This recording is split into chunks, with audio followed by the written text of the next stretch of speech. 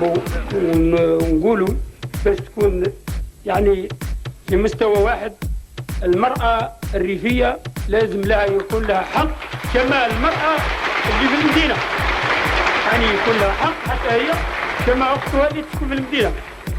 كيفاش تشوف حسب رايك الحق نتاع المرأة الريفية؟ حسب رايي أنا تكون المرأة الريفية يعني في مستوى عالي كما الأخرى في الجانب الثقافي والجانب الصحي والجانب الخدمة يعني فعالة تباشر بالأعمال نتاعها تتعرض سواء في خياطة سواء في صناعة سواء في حاجات أخرى.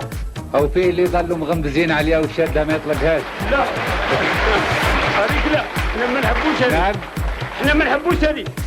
احنا اليوم رانا في وطن مستقل. لا وانا شفت في بعض الجبال في بعض الفلاحين كانوا لبرا، نهار جبناهم للقرى كل واحد شد المراه نتاعو وقبل عليها في البيت نتاع القريه الاشتراكيه. صحيحه كاينه.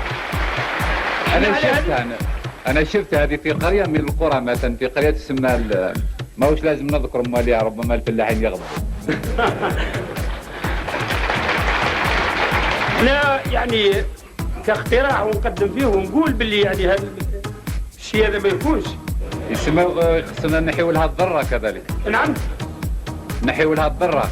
ايوه نمنعوا الضره. ايوه نحيو لها كل شيء. يعني كثير من الفلاحين توا نحن يعني عندهم 4 و5 و10 من الاولاد ويدي على 4 اولاد. هذه نقطة كلها من حال السيد الرئيس، اسمح لي إذا كان سمعتوا لي الكل يعني. لا نهضروا معليش. هي نهضروا معليش. ولكن العالم مصح ماذا بينا تكون يعني مخططة من جهتكم انتم أولا، وإحنا علينا بالعمل. إحنا بالعمل وأنتم بالتطبيق.